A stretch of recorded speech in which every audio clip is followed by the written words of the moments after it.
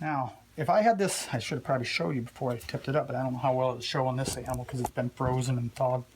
On a fresh animal, if you've got this hanging the other direction, the carotid arteries right there are just gorged full of blood. And if you happen to nick one of those, you got a heck of a mess. You got blood all over the place and just a big mess.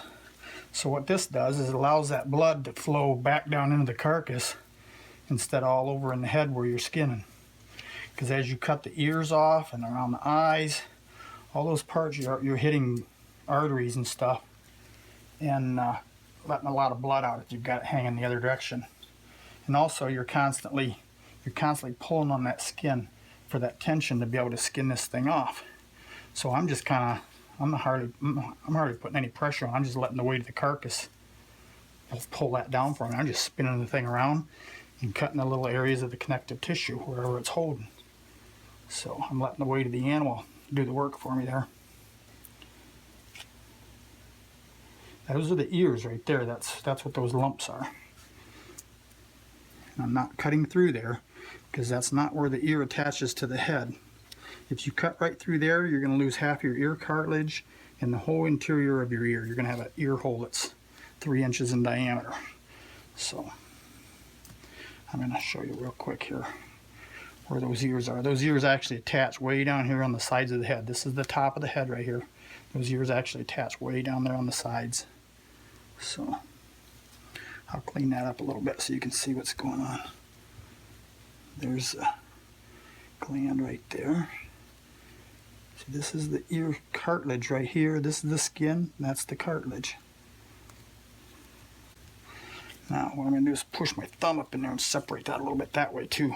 I'm separating that muscle that moves that ear there, that goes out onto the front part of the skull up above his eyes.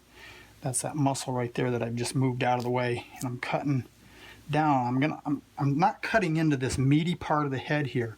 I'm just cutting underneath that, and that's all part of the ear. It's the muscles of the ear. Okay, so as I get way down to the bottom of that, it just goes right into the skull. So if you just keep cutting down, you can't go wrong. There, see, right there's where it cuts it into the skull. So that's where you want to cut it. Same thing on this side. This is just a bunch of glands and muscle. So you want to get rid of that. I put a little nick in the cartilage, but it's way down low. That usually gets cut off anyway. So that ear is loose. We're already to the eye right there. So be careful.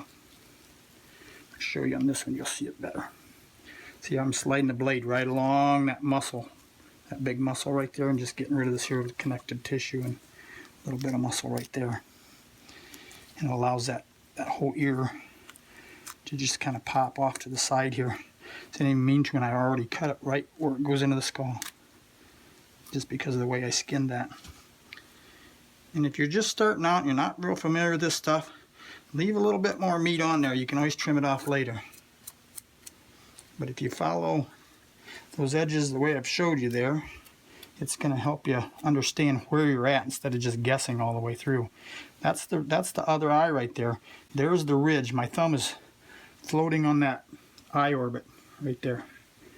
So I know I'm at the eyeball because I can see those ridges right there and I can feel them. If you're not sure where you're at, you'll feel that ridge right there where it drops into the eye. And again, stay right next to the bone there and go around that eye. And you won't go wrong if you stay right at that till you get that far along.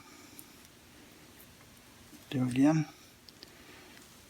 I'm just showing you an easy way to do this.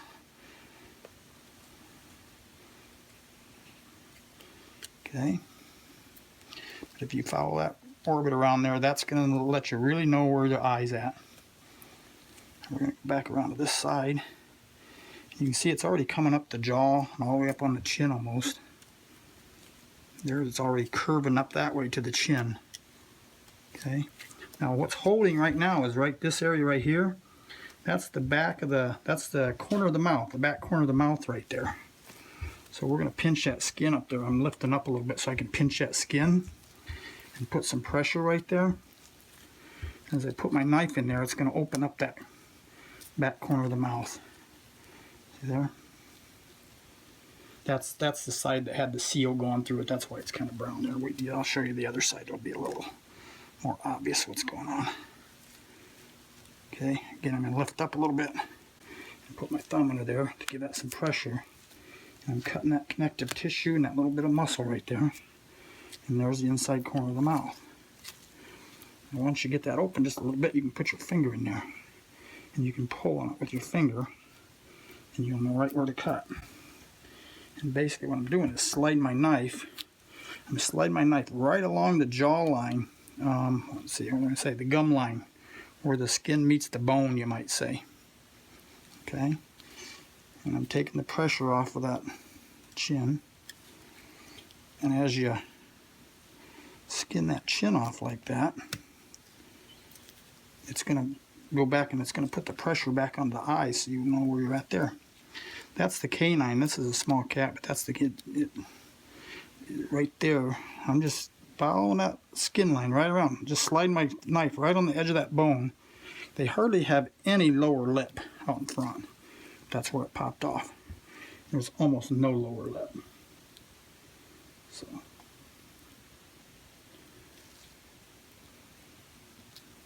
Okay, now all the pressure's back to the eyes again now. You can see how they're kind of pulling out. Now we just got connective tissue again. That little white stuff that's stretching out there, that's your connective tissue. Now another good way to know where you're at is to reach your finger in there and put it right through the eye opening. Okay? There, now you can see the blue of my glove and my finger in there. Let me move my finger. You can see it bulging where my finger's at. You can feel your finger through there. You can see it. So when you know, cut below your finger. Okay? And you're gonna be all right. I'm doing this. I don't normally cut there. I'm just trying to show people a safe way. So yeah, don't put your face right there because you might get squirted. But that's where you want to cut. Is down below that. You don't want to cut.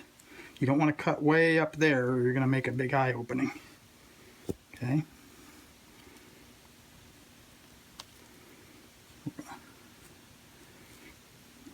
And you're just going to keep cutting until you're all the way around that eye opening there, that orbit.